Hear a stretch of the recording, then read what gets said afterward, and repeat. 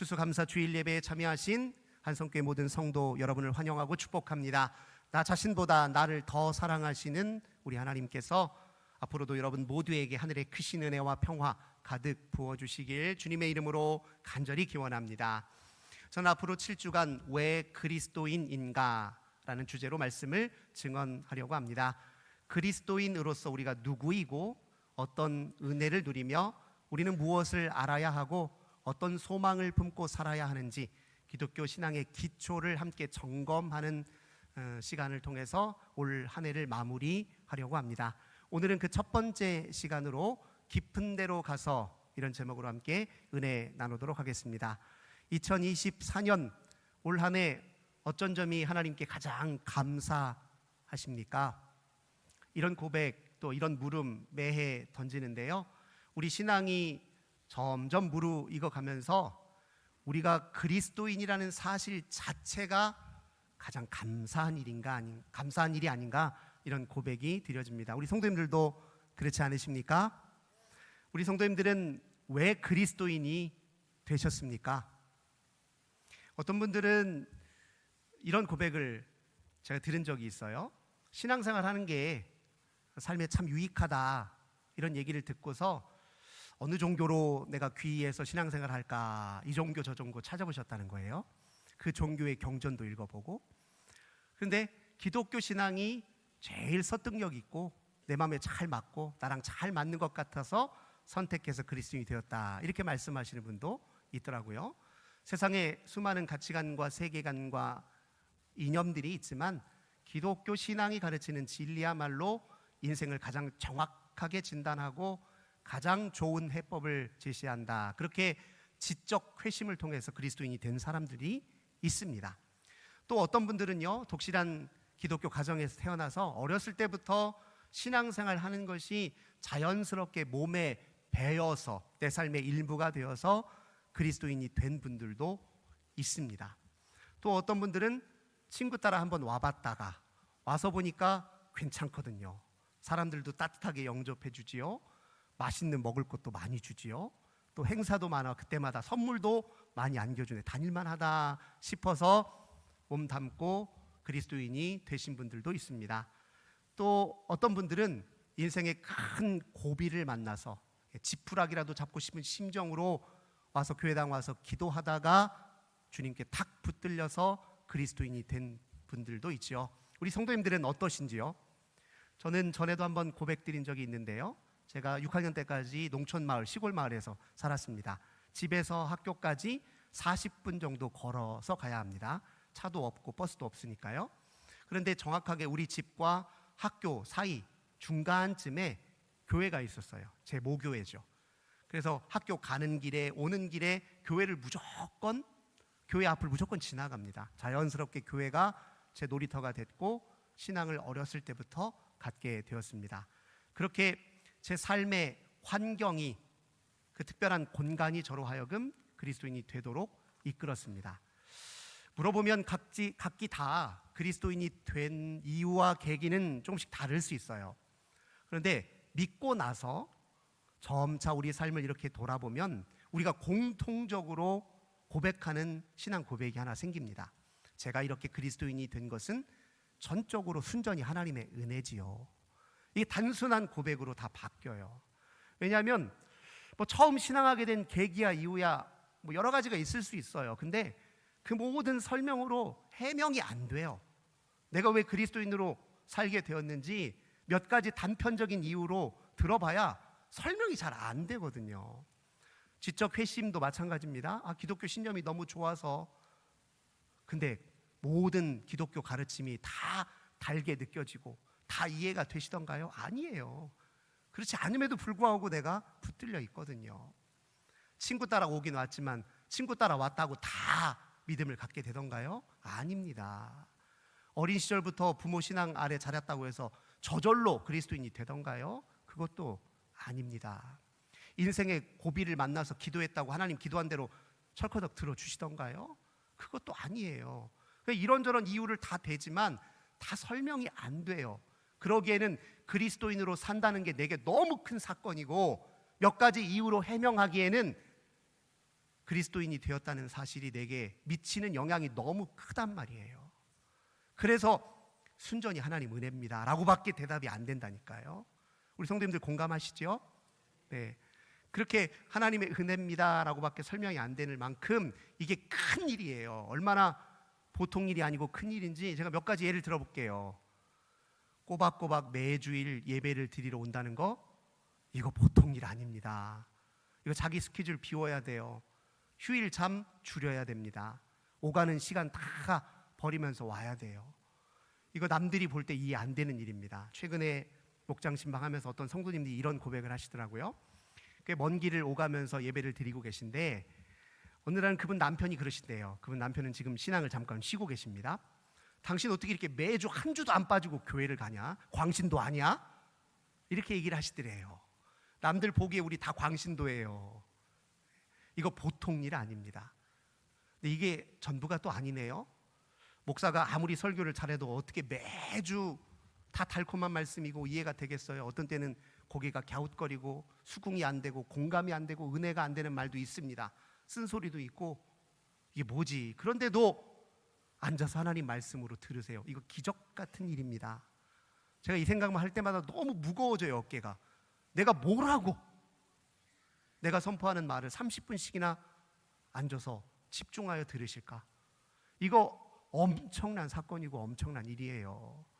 내가 좋아하는 TV, 유튜브 영상을 보는 게 훨씬 낫지요. 훨씬 재밌지요. 어떤 때는 더 유익하기도 하죠. 근데 왜 들으시냐고요? 이유는 단 하나예요. 하나님 말씀이라 믿기 때문에, 내가 그리스도인이고 하나님 말씀의 근거에 살아야 한다 고백하기 때문에 하는 거. 이거 보통 일 아닙니다. 또 이것도 전부가 아니에요. 누가 100원짜리 하나 손에 쥐어지는 것도 아닌데 교회 와서 봉사까지 하네요. 듣기 싫은 소리 들어가면서, 핀잔 들어가면서, 잘했네 못했네 왜 그것밖에 아니라 더 하라느니, 마치 어떤 때는 그냥 마치 누가 나한테 맡겨놓은 일인 것처럼 강요하고 명령하기도 하고요. 그런데 우리가 봉사해요. 그거 다 감수하면서. 이거 보통 일 아니잖아요. 어떤 때는 내가 왜 이러고 있나 싶지 않으세요? 내가 왜 여기 앉아있고 왜 내가 남한테 핀잔 들어가면서 내가 지금 뭐하고 있나 이런 생각이 들지 않으세요? 그런데 우리가 거부할 수 없는 게 하나가 있어요. 그럼에도 불구하고 형용할 수 없는 끌림이 내게 있습니다. 거부할 수 없는 이 끌림이 느껴져요. 그래서 우리가 여기 이렇게 앉아있는 것 아닙니까? 이거보다 더 큰 은혜가 어디 있어요? 이거보다 더 큰 감사거리가 어디에 있습니까? 가만히 보니까 우리가 그리스도인이 된 것이 아니라 우리 모두가 그리스도인으로 부름 받은 것입니다. 불러서 온 거예요. 끌어서 붙잡혀서 여기에 앉아 있는 것입니다.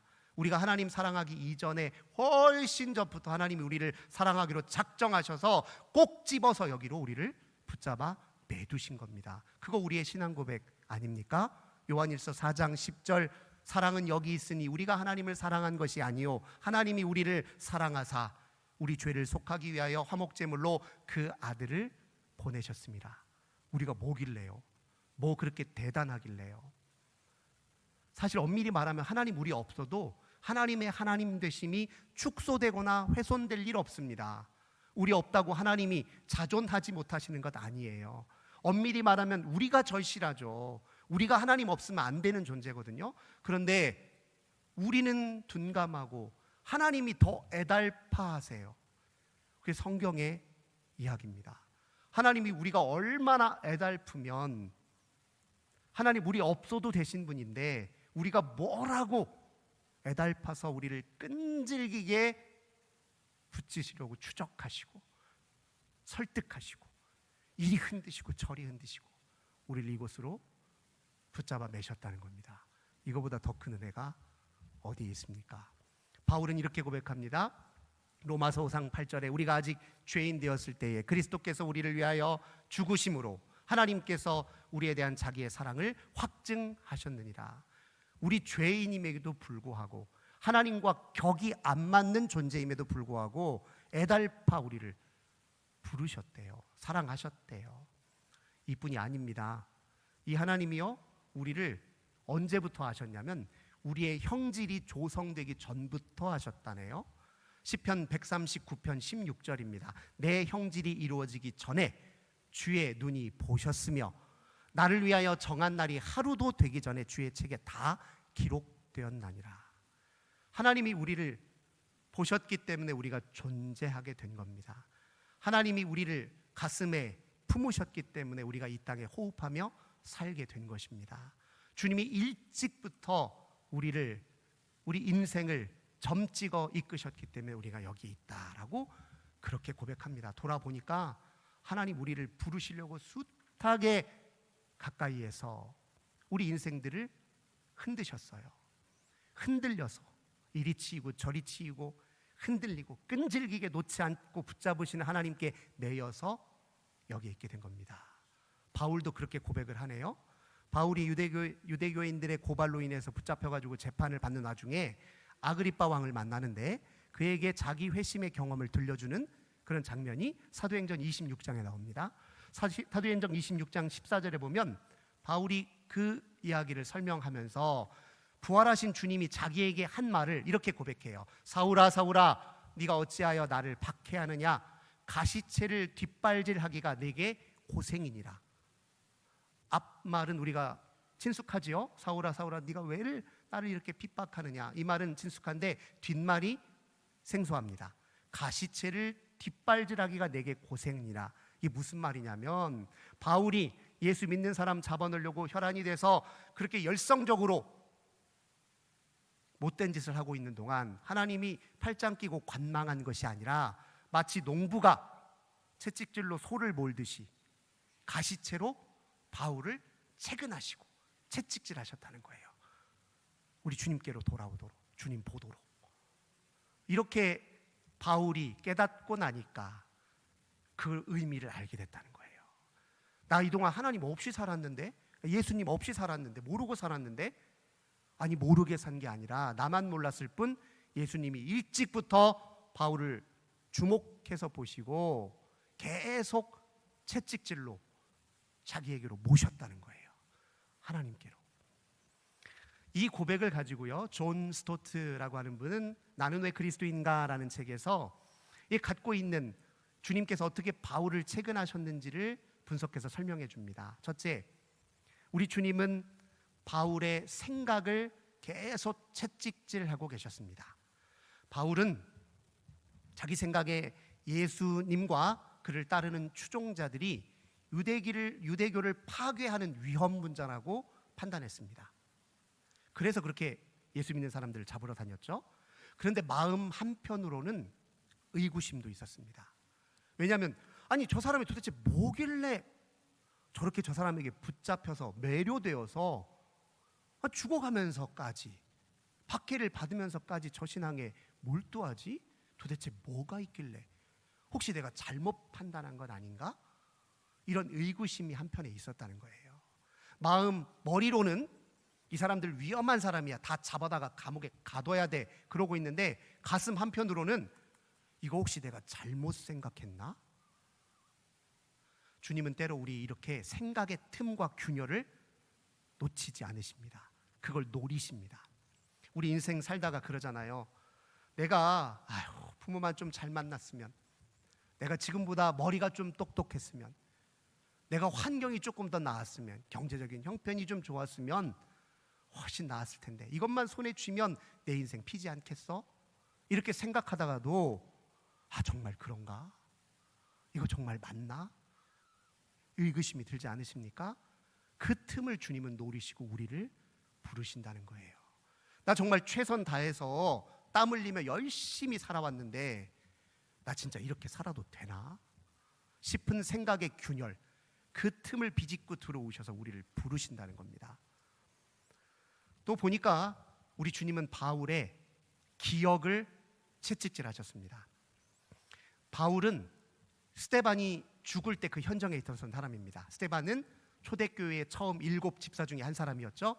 그가 복음을 증거할 때 유대교인들이 듣고 못마땅해서 가만두면 안 되겠다 싶어 돌팔매질로 그에게 던져서 그를 죽게 했는데 그 현장에 누가 있었냐면 바울도 있었어요. 근데 이 스데반이 죽어가면서 한 말이 참 놀랍습니다. 주여 제 영혼을 당신께 맡깁니다. 사도행전 7장 60절에는 주여 이 죄를 저들에게 돌리지 마십시오. 어디서 많이 들어본 소리죠? 예수님이 십자가 선상에서 하셨던 말씀 그대로를 스데반이 재현하고 있어요. 바울이 한편으로는 죽어 마땅하지라고 생각하면서도 이 장면이 너무 기이한 거예요. 자기 식대로 해석이 안 돼요. 기이하다 못해 경이로웠어요. 이 기억과 이 장면이 너무 생생해서 마음속에 떠나질 않습니다. 예수 잡으러 가는 내내 그 기억이 남아있어요. 가슴을 둥둥 때려요. 자꾸 그 기억을 한쪽에다 치워버리고 싶어도 자꾸 기억이 떠올라서 자기 마음을, 도대체 그 사람은 왜, 무엇 때문에 그렇게까지. 주님이 때로 우리의 기억의 파편들을 북으로 생각하시고 우리 가슴을 둥둥 칠 때가 있습니다. 우리 성도님들 자녀들 신앙을 위해서 애타게 기도하시는 분들 많죠? 우리 자녀들 마음 한편에 어떤 기억이 있습니까? 우리 집 지독하게 가난하고 힘겹게 살았는데도 참 우리 엄마 꿋꿋하게 잘 이겨내셨어. 우리 잘 키워내신 거 보면 대단해. 가만히 생각해 보니까 힘들 때마다 기도하셨네. 힘들어도 찬송 부르시대. 그 기도 소리, 찬송 소리 우리 자녀들 가슴팍에 있습니다. 그 기억의 파편으로 우리 주님이 북을 때리듯 우리 가슴을 퉁퉁 치십니다. 그것이 주님의 부르심인데요, 우리가 오는 거예요. 그것만 있는 게 아닙니다. 누구나 한 번쯤 아찔한 순간들이 있어요. 죽을 뻔했다, 큰일 날 뻔했네. 근데 그 순간 모두가 느끼는 게 있어요. 내 의지로 어찌할 수 없는, 나를 훨씬 넘어선 어떤 크고 위대한 힘이 나를 보호하고 있다는 느낌, 그것 우리 모두가 가슴 한편에 가지고 있어요. 그 기억의 파편으로 하나님이 우리 가슴을 둥둥 때리십니다. 그 부르심에 우리가 와서 붙잡힌 거예요. 자연 좋아하시는 분들이 있죠? 압도적인 자연 경관 앞에, 그 위대한 신비 앞에 경이감, 그것으로도 우리 가슴을 때리십니다. 도움이 절실해요. 너무나무 지금 급해. 그런데 생판 모르는 남이 나에게 친절과 배려를 베푸네요. 어떻게 이런 일이 가능하지? 그 기억들의 파편으로 주님이 우리 가슴을 둥둥 때리십니다. 그게 주님의 부르심이에요. 바울이 거기에 꼬꾸라진 거죠.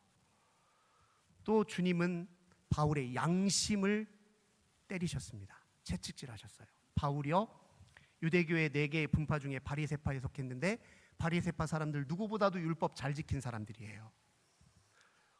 다소 출신이에요. 터키, 지금의 튀르키아 중남부의 디아스포라 유대 공동체 출신인 바울이 어려서 부모님이 예루살렘으로 유학을 보내요. 예루살렘에서 가말리알이라고 하는 당대 최고의 유대교 율법학자에게 공부하고 율법을 누구보다도 잘 알고 잘 지켰던 사람이에요. 그런데 자기가 문자적으로 지키면서도 허전해. 자기는 알죠. 자기 속에 있는 죄의 문제가 하나도 해결되지 않았다는 걸. 드러내기 나쁘끄러운 탐욕이 여전히 꿈틀거리고 있고, 도대체 주체할 수 없는 어두운 감정이 소용돌이치고 있고, 자기 내면을 휘집어 파고 있는 어두운 힘들, 충동들이 여전히 있는데 겉으로 지키면 뭐예요? 해결되지 않는데. 바울이 로마서 7장에서 고백한 내용을 보십시오. 7장 22절 23절. 내 속사람으로는 하나님의 법을 즐거워하되 내 지체 속에 산 다른 법이 내 마음의 법과 싸워 내 지체 속에 있는 죄의 법으로 나를 사로잡는 것을 보는도다. 주님, 양심을 찌르세요. 너 겉으로는 경건한 척 하는데 네가 너를 잘 알지 않니? 우리 모두 그렇지 않습니까? 적당한 가면을 쓰고 사회적인 옷, 그럴듯해 보이는 사회적 이미지로 옷을 아무리 칭칭 둘러치고 있어도 우리 속에 모순, 이율, 배반, 통제되지 않는 감정의 소용돌이, 낯부끄러운 탐욕, 죄, 이거 우리 스스로 해결할 수 있습니까? 이거 우리 스스로 우리 자신 건져낼 수 있나요? 안 되잖아요. 양심을 찔러서, 양심에 책짓질을 가해서 주님 우리를 부르십니다. 그 앞에 우리가 꼬꾸라지고 넘어온 거예요. 부활하신 주님, 바울의 영혼을 채찍질하셨습니다. 그 누구보다도 하나님 잘 알죠. 그런데 하나님에 대한 정보와 지식을 안 것이지 하나님을 인격적으로 안 건 아니에요. 그는 율법 규범의 테두리 안에 누구보다도 잘 안착되어 생활했지만 정작 율법을 주신 하나님의 품은 경험하지 못했습니다. 그랬던 그에게 부활하신 주님이 나타나신 거예요. 때로 주님은 우리 인생 가운데 우리가 매여 있는 관습의 틀에서 우리를 끄집어내십니다. 우리는 남들 사는 대로만 잘 따라가면 잘 사는 것 아니야? 이렇게 생각했는데 그게 아니에요. 우리는 이 세상 유행 따라서 잘 발맞춰 가면 성공할 수 있는 것 아니야? 그랬는데 아니에요.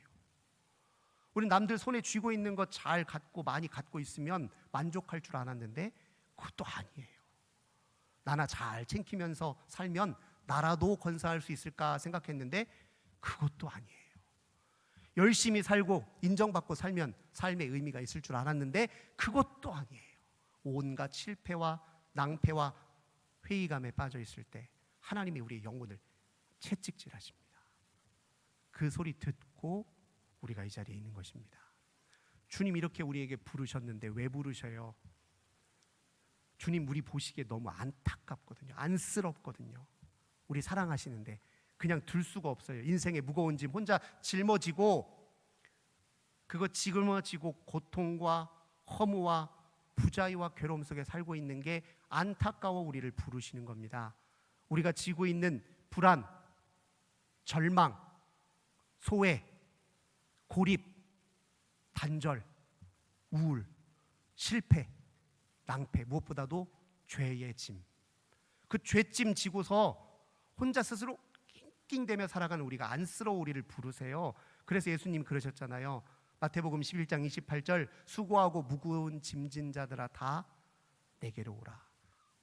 근데 아직도 이 혼자 이 짐 내가 얼마든지 짊어질 수 있어요 하면서 교만한 사람들은 이 소리 못 듣습니다. 들어도 외면합니다.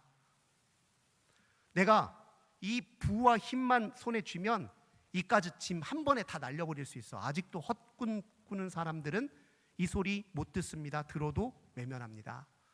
누가 이 소리에 반응합니까? 자기 한계, 자기 불완전, 자기 유한성, 어찌할 수 없는 자기의 무능함, 죄짐 절대 해결 못하는 자기 자신의 이 곤궁함을 알고 인정한 사람만이 이 부르심을 천둥소리처럼 듣고 반응하는 것입니다. 우리가 그래서 이 자리에 있는 것입니다. 주님 우리 부르셔서 우리를 쉬게 하시겠다고 약속하십니다. 수고하고 무거운 짐진 자들아 다 내게로 오라. 내가 너를 쉬게 하리라. 주님 우리에게 쉼과 안식을 약속하셨습니다. 치유와 회복을 약속하셨습니다. 우리 인생의 자유와 해방을 약속하셨습니다. 이거 우리 경험했잖아요. 근데 이게 다가 아니더라고요. 마태복음 11장 29절에 보니까 주님이 이런 말씀하세요. 나는 마음이 온유하고 겸손하니 나의 멍에를 메고 내게 배우라. 그리하면 너희 마음이 쉼을 얻으리니. 아니 우리를 부르셔서 짐만 내려놓게 하실 줄 알았는데 주님의 짐과 멍에를 떡하니 얹어주시겠다 이렇게 말씀하세요. 그저 인생짐 잠깐 내려서 안도하고 해방하는 게 전부가 아니었네? 잠깐 위로받고 즐거워하는 게 전부가 아니었네? 주님이 우리에게 새로운 멍에와 짐을 주시겠대요. 근데 이 짐의 특성이 뭐냐? 30절입니다. 내 멍에는 쉽고 내 짐은 가볍다 이렇게 말씀하시네요. 왜요? 이 멍에가 알고 보니까 우리를 구속하려고 속박하려고 매신 게 아니라 우리를 온전케 하시려고 메어두신 거네요. 이 짐 지고 보니까 혼자 지라고 지어주신 게 아니라 나와 함께 살자고 동행하자고 지워주신 짐이었네요. 이 짐 우리를 짓누리려고 지어주신 짐이 아니라 우리를 초월하게 하고 성장하게 하고 넘어서게 하고 깊은 삶으로 이끄시려고 지어주신 짐이었네요. 주님은 우리를 부르셔서 깊은 삶으로 인도하십니다. 그래서 오늘 제자를 부르신 예수님의 부르심의 말씀이 누가복음 5장 4절에 뭐라고 표현되어 있냐면 깊은 데로 가서 그물을 내려 고기를 잡으라. 우리 모두가 이런 부르심에 응답하여 온 것입니다. 베드로가 뭐라고 대답하냐면 주님 밤새도록 애쓰고 수고했는데 제가 물고기 한 마리 못 잡았습니다. 하지만 주님 말씀에 의지하여 그물을 내리겠습니다. 이렇게 대답하네요. 이 고백에 놀라운 비밀이 있습니다. 이전에 주님 부르심 받기 전에 베드로는 어찌 살았느냐? 우리 삶의 모습이 다 거기에 반영되어 있습니다. 어찌 살았느냐? 그냥 선배들한테, 조상들한테, 부모한테 물려받은 기술과 관습을 그대로 이어받고 자기 지식과 경험에 근거해서 배를 타고 그물을 내렸어요.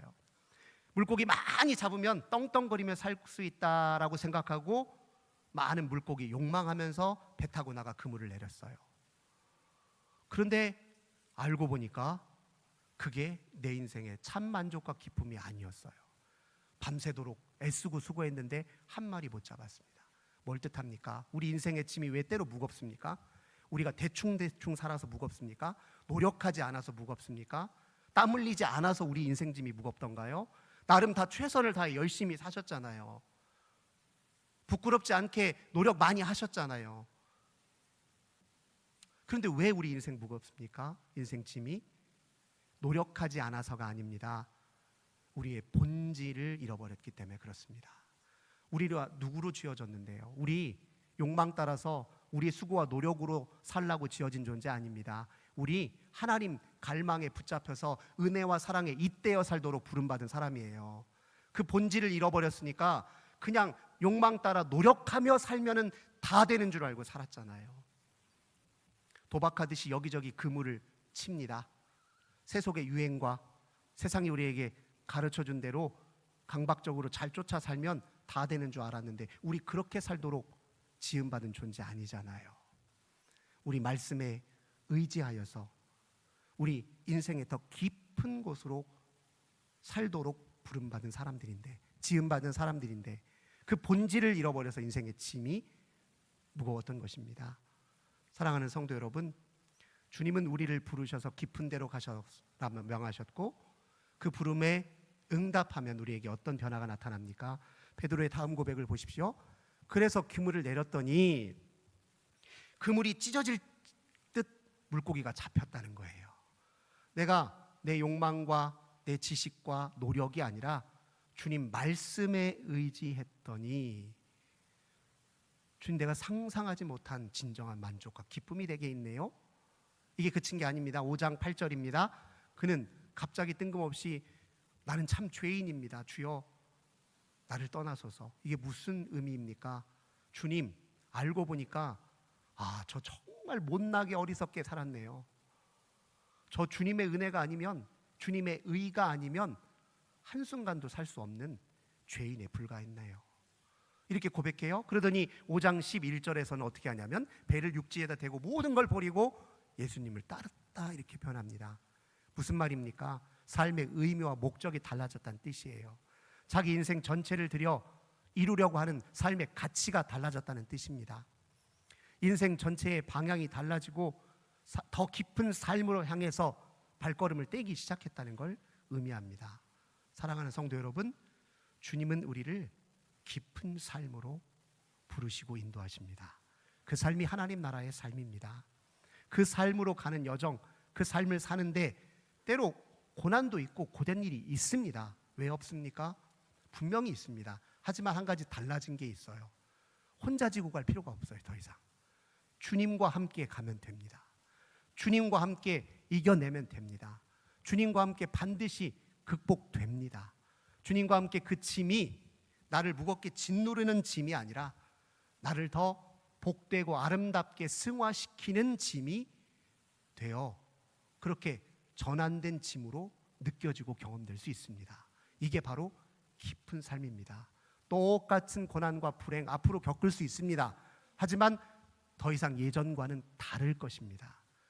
깊은 삶으로 인도하시는 주님께서, 우리에게 새 멍에와 짐을 지어주시는 주님께서 이전에 우리에게 죽음의 위협처럼 느껴졌던 그 짐이 질만하네, 지는 게 우리에게 유익이 되기도 하네 고백하도록 우리를 반드시 이끄실 것입니다. 사랑하는 성도 여러분, 우리를 이렇게 깊은 삶으로 불러주신 그 주님의 은혜에 감사합시다. 우리도 그의 응답해서 아버지 앞에 그리스도로 산다는 것을 자부심 갖고 기뻐할 수 있음에 또한 감사를 올려드립시다. 기도하겠습니다. 하나님 감사합니다. 우리는 왜 그리스도인이 되었는지 예수님의 부르심을 통해 다시 한번 묵상하게 하시니 감사합니다. 깊은 곳으로 부르시는 주님께 온전히 순종하며 세상이 알지 못하는 참 기쁨과 만족과 풍요를 누리는 우리 모두가 되게 하소서. 예수님의 이름으로 기도드립니다. 아멘. 이제 우리 세례식 허용하겠습니다.